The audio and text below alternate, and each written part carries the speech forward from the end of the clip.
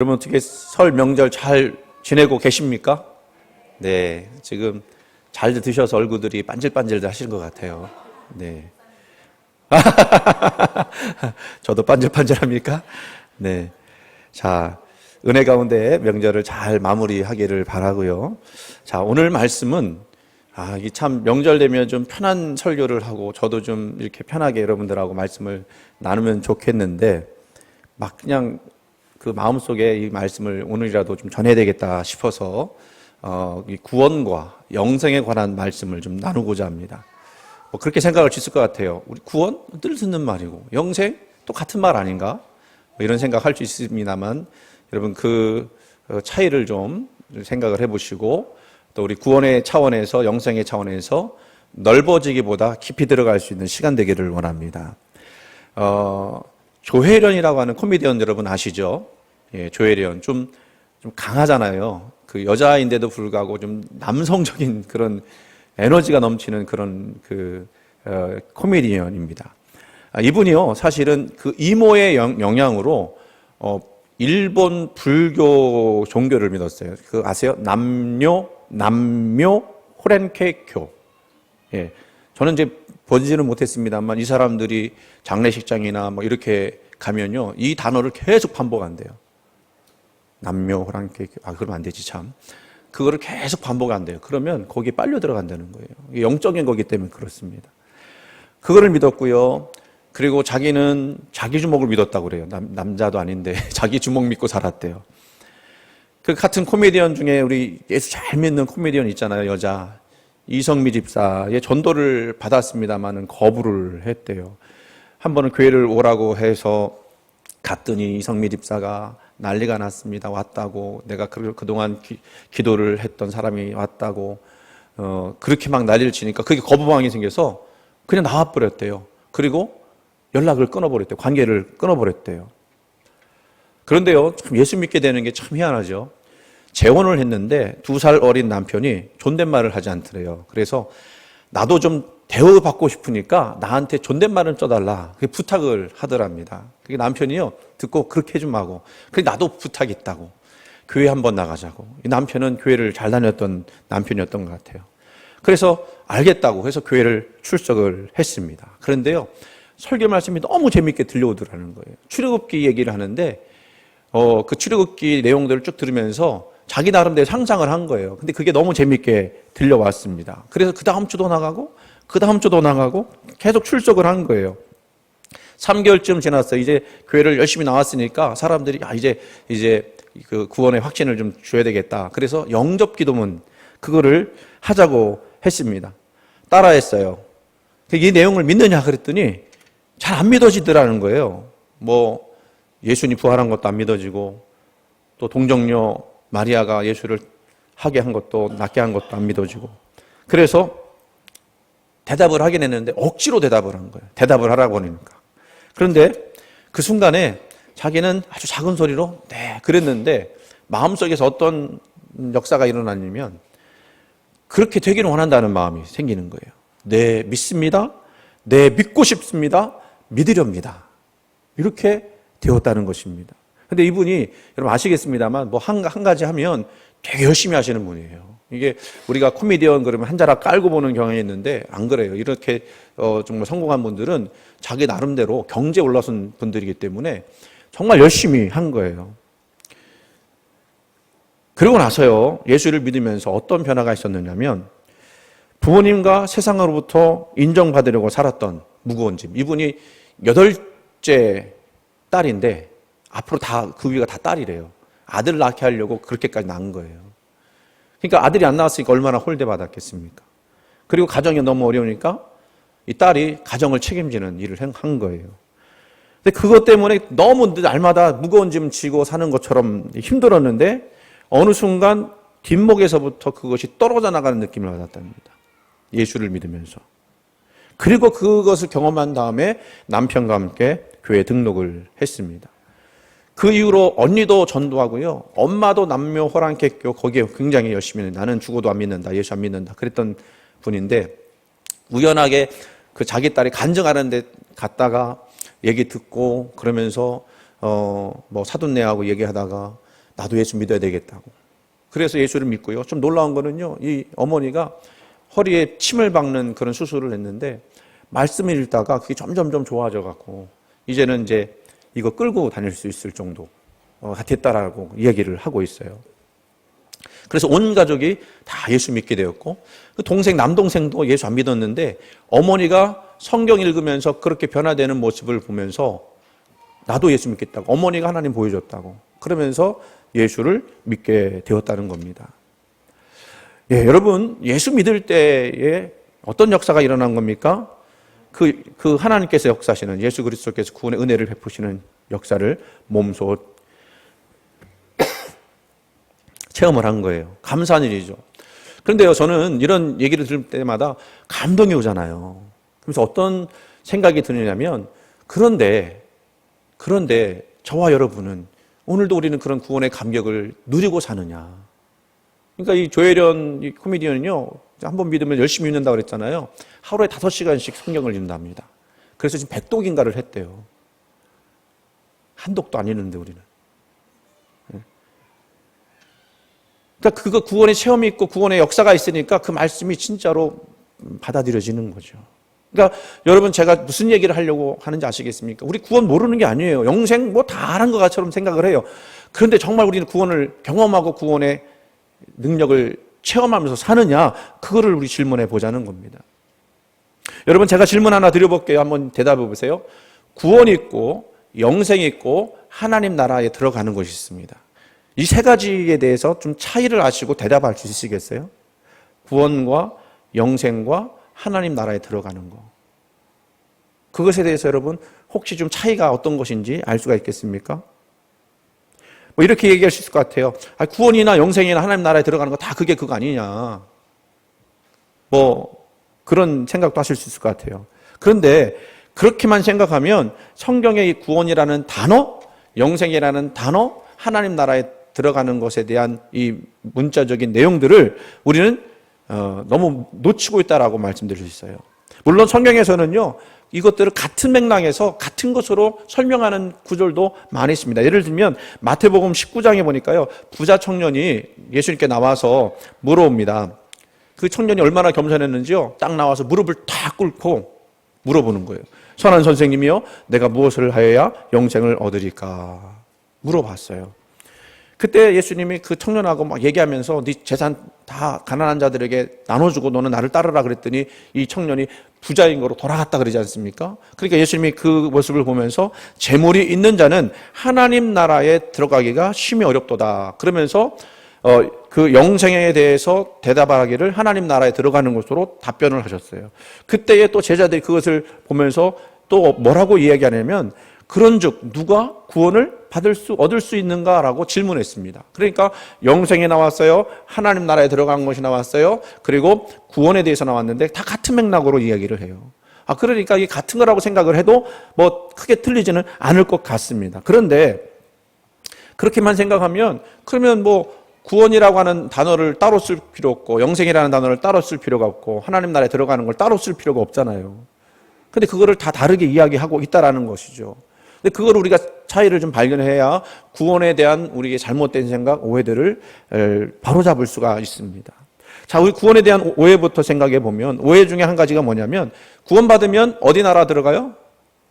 하나님 나라에 들어가요. 근데 이것을 생각할 때 어떤 최소 조건, 구원의 커트라인을 넘어서야 하늘나라에 들어간다라고 생각을 한다는 겁니다.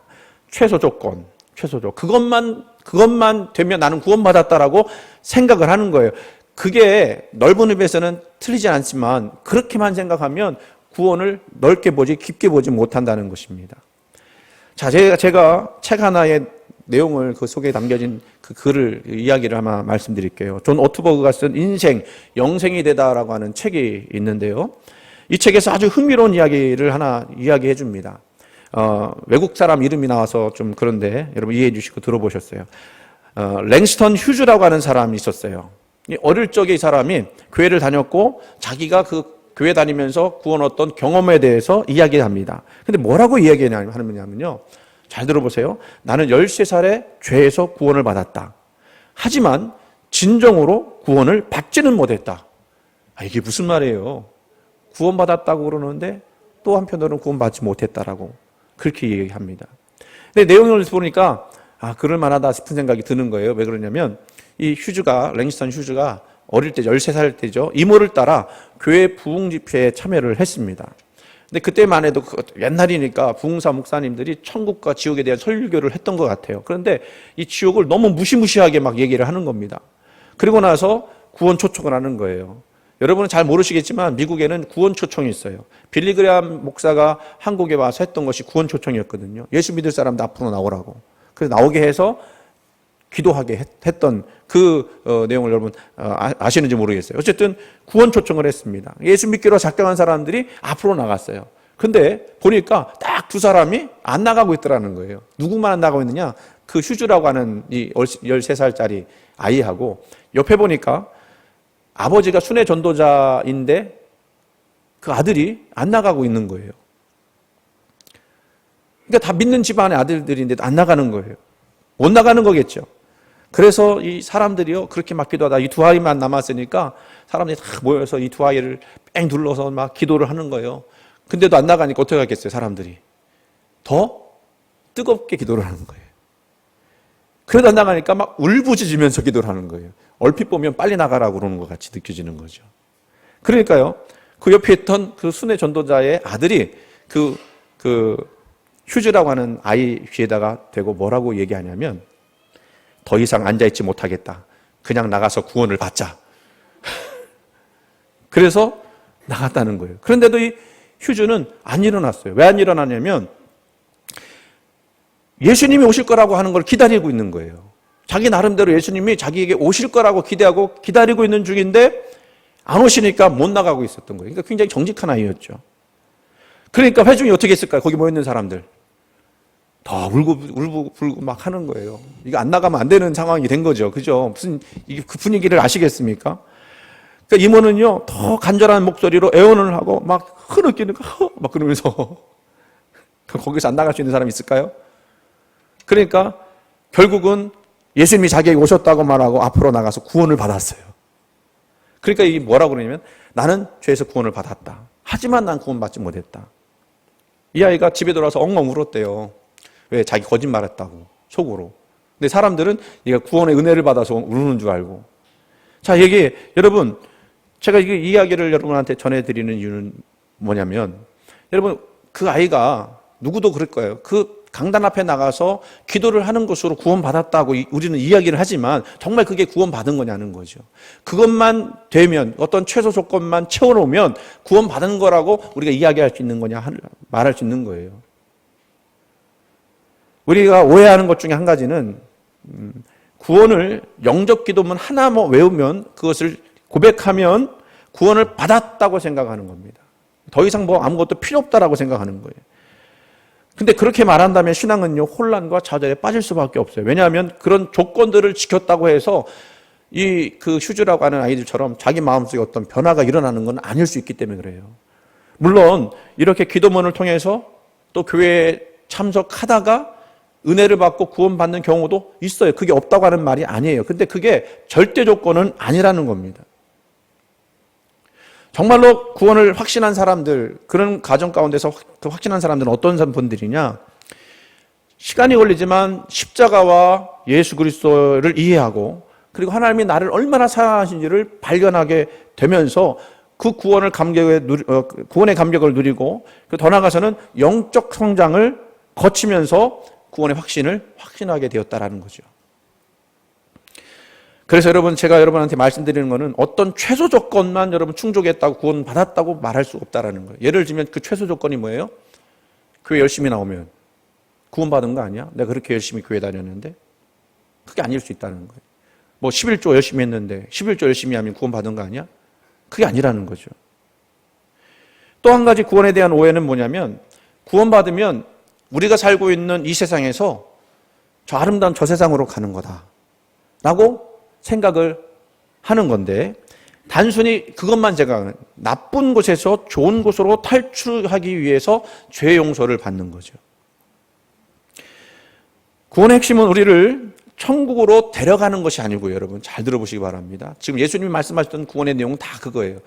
천국을 우리에게로 가져오는 것이 구원이에요. 우리가 여기다가 저기로 가는 게 아니라 하나님의 나라가 이 땅에 임하기를 소원하면서 살아가는 것이 구원이라고 말씀드릴 수 있습니다. 그러니까 장소의 변화가 아니라요, 삶의 변화가 일어나야 되는 거예요. 예수 믿었으면 변화가 일어나야 돼요. 제가 설교 시간에 설교 이거 좀 준비하다가 생각이 났었는데 깜빡하고 못 넣었는데요. 조정민이라고 하는 목사님 계세요. 이분이 MBC 기자였다가 MBC 어디 사장까지 올라갔다가 그리고 예수를 만나갖고 지금 목사님이 된 분이거든요. 근데요, 이분이 예수를 믿고 나서 너무 좋았대요. 그래서 예수 믿고 나니까 안 믿다가 예수 믿는 사람들 참 무서운 게 뭐냐면, 예수 믿는 사람 그렇게 못하는데 새벽 가고 수요 예배 가고 저녁 예배 가고 금요 기도회 가고 막 하는 거예요. 부인이 그렇게 교회 가라고 했을 때 안 가더니 부인이 못 따라가는 거예요. 이제는 부인이 못 따라가는 거예요. 막 열심히 다니는 거예요. 근데요, 이분이 충격을 받은 일이 있었어요. 뭐라고 그러냐면, 부인이 당신 교회 그렇게 열심히 다닌다고 구원받았다고 착각하지 마. 당신은 하나도 안 변했어. 그러더래요. 왜 그러냐면 이분은요, 뭐든 하든지 열심히 하는 분이야. 교회를 믿기로 작정했으면 열심히 해야 돼. 그죠? 새벽 기도도 나가고 수요 기도도 나가고 금요 기도도 가고 주일 예배도 열심히 참석하고 하는 거예요. 근데 그게 자기 열심이었지 정말 예수를 만나서 그렇게 한 건 아니다라는 거예요. 거기서 이분이 충격을 받았어요. 그래서 예수를 믿기로 했을 때 나타나야 될 변화들, 가정을 생각하고 부인을 사랑하고 자녀들을 생각하는 그 변화를 추구하기 시작했다는 거예요. 여러분, 예수님이 다음과 같이 이야기하는 것이 상상이 갈까요? 내 죽음이 내 죄값을 치렀다는 사실만 믿으면 내가 말하는 모든 것을 너는 행하지 않아도 천국에 가는데 아무런 문제가 없다. 그렇게 예수님이 말씀하시는 거 이해가, 상상이 가세요? 다시 말씀드릴게요. 아직 모르는 것 같은데 못 알아들은 것 같아요.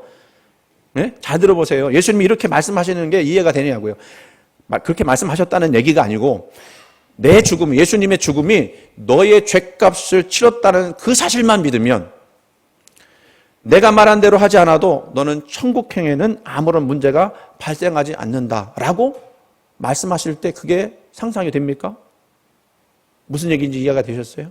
우리가 구원이라고 하는 거 이렇게 얘기하잖아요. 예수 그리스도께서 나를 위하여 십자가에 달려 죽은 것을 믿을 때에 구원받는다. 입으로 신하여 마음으로 믿으면 구원받는다. 이렇게 얘기하잖아요. 근데 그것으로 다 마무리하려고 한다는 겁니다. 더 이상 예수님께서 말씀하신 것에 대해서 순종하거나 따르거나 그 말씀대로 살려고 몸부림치지 않는다는 거예요. 아니죠. 그렇게 말씀하신 거 아닙니다. 뭐라고 말씀하셨느냐? 마태복음 7장 24절 말씀, 그러므로 누구든지 나의 이 말을 듣고 행하는 자는 그 집을 반석 위에 지은 지혜로운 사람 같으리니 라고 말씀하셨고, 26절 말씀, 나의 이 말을 듣고 행하지 아니하는 자는 그 집을 모래 위에 지은 어리석은 사람 같으리니 라고 말씀하시면서 하나님, 주님께서 말씀하신 그 말씀들을 따르기를 원했어요. 여러분, 이 말씀에는요, 우리 구원, 신앙에는 뭐가 있다고 하는 이야기냐면 과정이 있다라는 거예요. 과정. 성장과 순종이 있어야 한다는 이야기입니다. 그러니까 구원이라고 하는 것은 일순간에 우리가 세상의 아들이었다가 하나님의 아들로 변한 신분의 변화를 이야기해요. 구원이라고 하는 것은. 하지만 신분의 변화만 되어지면 다 끝나느냐? 아니죠. 그 신분의 변화에 맞는 우리 삶의 변화가 있어야 한다는 거예요. 그게 신분의 변화 후에 오는 삶의 변화를 포함하고 있다라고 말씀드릴 수 있습니다. 만약 우리가 어떤 경계나 커트라인만 생각한다면 우리는 구원을 얻기 위해서 최소한의 어떤 조건만 지키려고 노력할 거예요. 그리고 더 이상 변화되지 않으려고 할 거예요. 성장이 없습니다. 더 중요한 거는요, 아까도 얘기했던 그 구원의 감격을 누릴 수가 없어요. 왜? 그 속에서 하나님이 역사하시고 동행하시는, 우리 주님과 동행하는 그런 놀라운 영적 과정이 없기 때문에 그렇습니다. 그것은 이렇게 말하는 것 비슷해요. 예수님의 피는 지옥을 면하기 위해서만 사용하겠습니다. 하지만 제 삶의 통제권은 계속해서 제가 가지고 있겠습니다. 정말 그렇습니까? 구원받았다고 하면 그 구원은 어떤 의미가 있느냐면 나의 삶의 통제권을 주님께 내어드리는 거예요. 원래 주인에게 내어드리는 거예요. 그게 구원의 삶이에요. 구원은 그래서 하나님의 나라가 내가 여기 있다가 저기로 가는 그 하나님의 나라가 아니라 하나님의 나라가 내 삶 속에 뚫고 들어오시는 거예요. 그래서 내 삶 속에서 하나님의 나라가 이루어지는 거예요.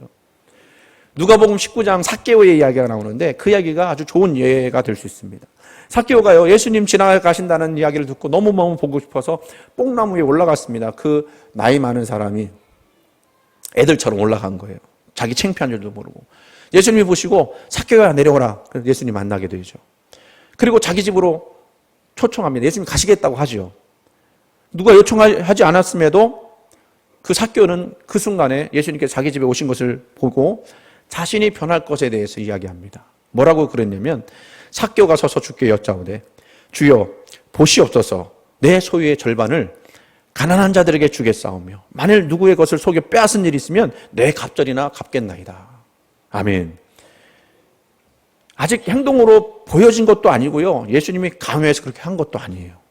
근데 그 마음속에 그런 변화가 일어난 거예요. 그리고 그렇게 하겠다고 고백한 거예요. 여러분, 그런 삭개오를 보고 예수님이 뭐라고 말씀하셨습니까? 뭐라고 말씀하셨느냐면 예수께서 이르시되 오늘 구원이 이 집에 이르렀으니 이 사람도 아브라함의 자손님이로다. 아멘. 우리 주님은 뭘 보고 이 삭개오에게 그 구원이 임했다고 이야기하셨을까요? 그 변화된 삶을 보고 그렇게 구원이 임했다라고 말씀하고 있는 거예요. 내가 주인이 되는 인생에서 예수님이 주인이 되는 인생으로 변화된 거예요. 내 뜻을 이루기 위해서가 아니라 하나님의 뜻을 기쁘게 이루기 위해서 살아가는 거예요. 그게 구원인 거예요.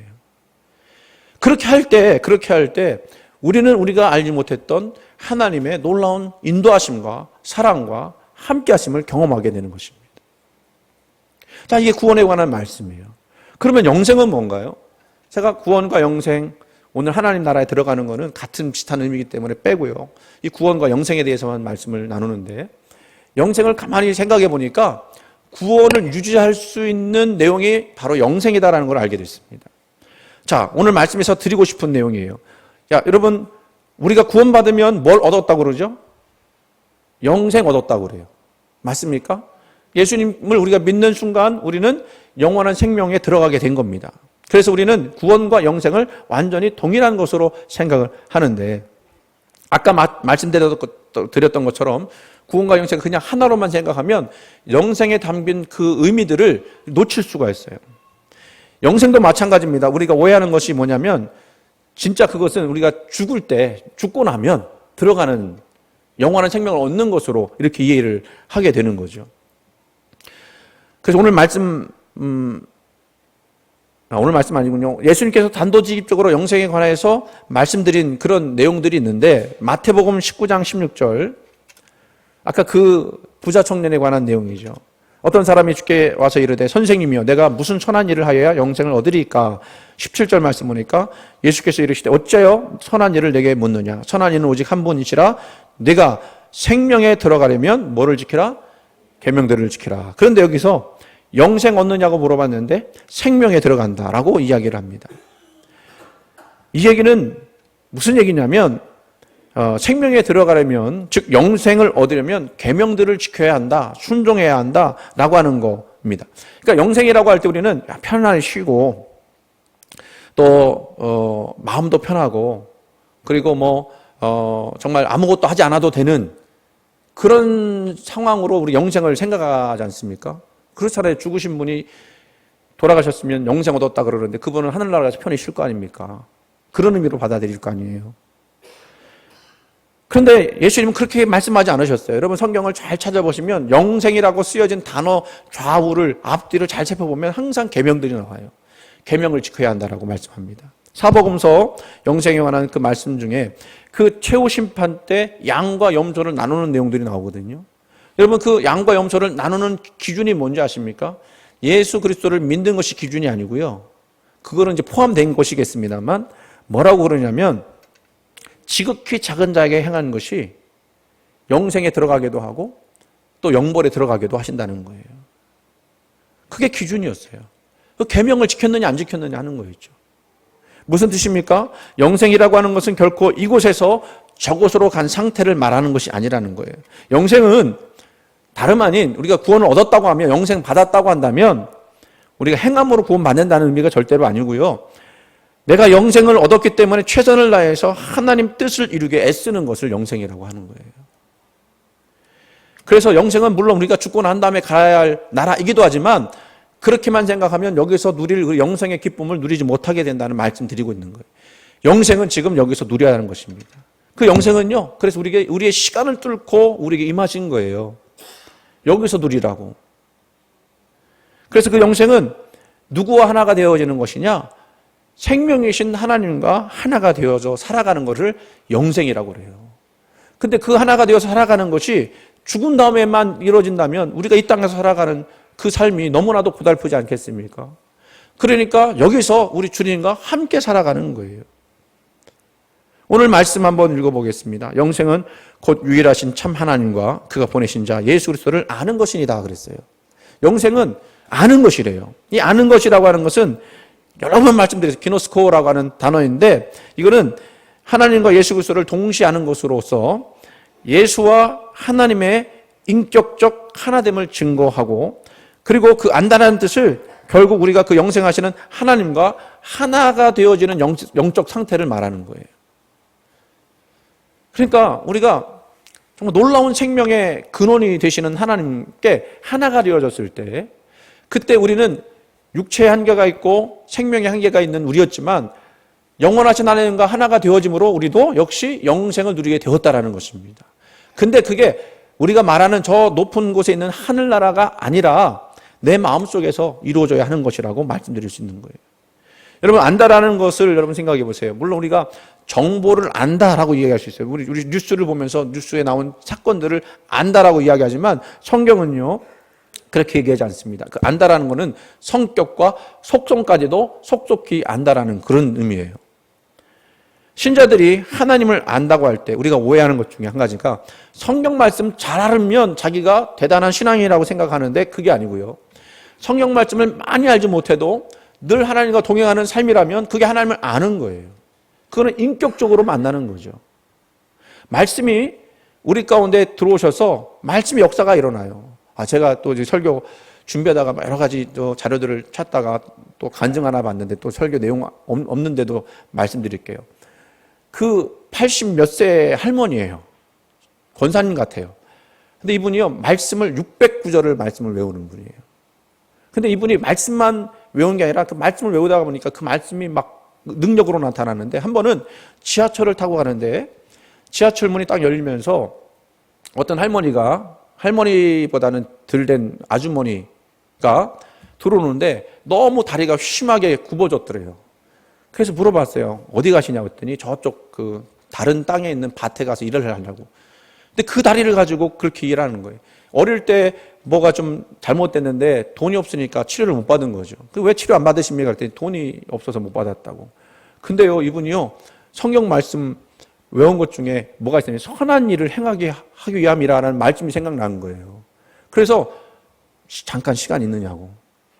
그리고 이 할머니를 무조건 데리고 내렸대요. 그리고 가까운 병원을 찾아갔대요. 근데 마침 그 병원이요, 어느 기업의 재단의 도움을 받아서 그런 분들을 수술해 주는 곳이더래요. 그래서 얼마 내지 않고 그분을 수술을 해갖고 바르게 됐다는 거예요. 이 할머니는 그냥 지하철 탔다가 땡 잡은 거예요. 그 할머니가 너무너무 감격스러우니까 내가 뭘 해야 되겠느냐고. 그러니까 다른 거 없죠. 가까운 교회 나가시라고. 그에게는 예수 믿으시라고. 여러분, 그겁니다. 우리가 살아가는 삶은 우리 하나님이 저와 여러분에게 주시는 놀라운 선물이에요. 이거를 그 영원한 생명을 누리는 것이 저와 여러분이 누릴 수 있는 특권인 줄 여러분 믿으시기 바랍니다. 물론 우리가 살아가면서 지지고 볶는 일들이 얼마나 많이 있어요. 명절 때 여러분 안 싸웠어요? 고수도 하다가 100원짜리 하다가 100원 땡 하다가 안 싸웠어요 혹시? 그런 거 안 해요? 그럴 수도 있잖아요. 그런 삶이 우리 가운데 있어요. 뭐 남편하고도 싸워야 되고 부인하고도 싸워야 되고 자식하고도 싸워야 되고.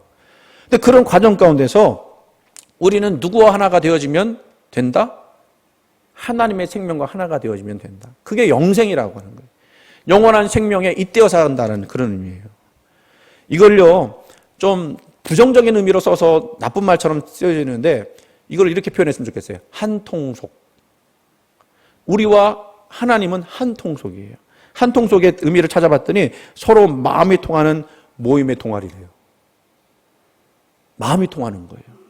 우리 하나님과 저와 그리고 여러분과 하나님은 한통속 되기를 바랍니다. 마음이 통하는 그런 관계가 되길 원합니다. 그렇게 마음이 통할 때 우리는 하나님의 깊으신 뜻을 알게 되고 그 뜻을 알게 됨으로써 그 속에서 우러나는 놀라운 생명의 역사를 경험하게 된다는 거예요.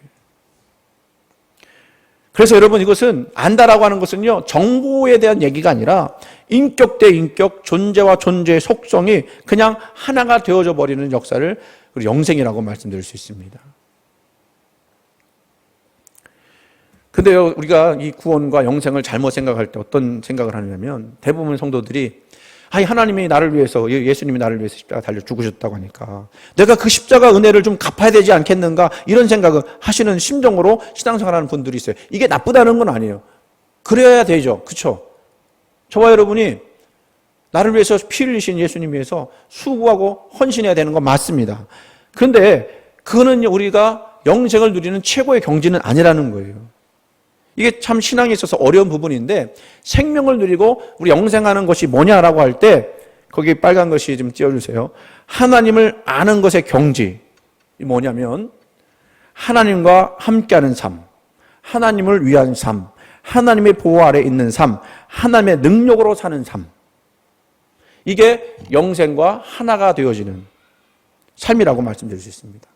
다시 말씀드릴게요. 하나님과 함께하는 삶, 하나님을 위한 삶, 하나님의 보호 아래에 있는 삶, 하나님의 능력으로 사는 삶. 여러분이 순간순간마다 내가 어려운 일을 만나고 힘든 일을 당할 때 기도하잖아요.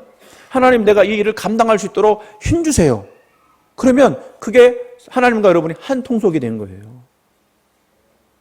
내가 내 힘으로 내 인생을 살아갈 수 있지만, 그럴 수 있잖아요. 하나님께서 우리에게 그런 자연적인 능력을 주셨으니까 살아갈 수 있지만, 그러나 내 삶의 주인은 내가 아니라 하나님이시기에 내가 이것마저도 주님께 기도하며 나갑니다. 하나님, 이 일을 통해서 내 뜻을 이루지 마시고 하나님의 뜻을 이루시옵소서 고백하면서 나갈 수 있는 그런 우리들의 모습이 되어야 돼요. 그래서 오늘 제목이 참 멋있지 않습니까? 영생, 시간을 뚫고 들어오다. 이 제목을 한번 잘 기억해 주셨으면 좋겠어요. 영생이 여러분 안에 그 시간을 뚫고, 여러분의 역사적 시간을 뚫고 들어오셨어요. 우리가 가야 될 게 아니고, 가야 될 게 아니라 하나님이 우리에게 영생을 주셔서 하나님 나라를 맛보게 하셨어요. 우리는 그 예수님의 그 십자가 은혜로 말미암아 그 생명을 잇대어 살면서 그 생명의 능력 아래 살아가는 삶이 바로 영생의 삶이라고 하는 것 기억하시길 바랍니다. 정리하면서 한 가지 말씀드릴게요. 우리 예수님 말씀하신 것 중에 참 좋은 비유가 한 가지가 있는데, 바로 포도나무와 가지의 비유입니다. 그 관계를 한번 생각해 보세요. 포도나무와 가지는요, 한 통속이에요. 서로 생명을 주고받습니다. 생명의 연합입니다. 생명이 가득한 포도나무는 계속해서 가지에게 뭘 주죠? 생명을 공급해 줘요. 그래서 가지가 저절로 그 생명을 받으면 열매를 맺을 수 있게 되어집니다. 그러니까 우리가 해야 될 일은 뭐예요? 주님과 우리 예수님과 한 통속 되어지기를 날마다 구해야 되는 거예요. 포도나무에 붙어 있으므로 생명의 결과를 열매로서 얻는 거죠. 자, 이거를 우리에게로 적용해 보면 포도나무에 붙은 사람은요, 복의 통로가 되어집니다. 그래서 주변에 끊임없이 그 복이 흘러 넘치게 되어집니다. 하나님과 연합한 사람은 끊임없이 주변에 복을 더해줄 만한 길을 찾게 되는 거죠. 이게 바로 우리가 가야 할 영생, 그 영생으로 인해서 우리가 구원의 기쁨을 누리는 놀라운 진리임을 여러분 믿으시기를 주의 이름으로 이제 축원을 드립니다.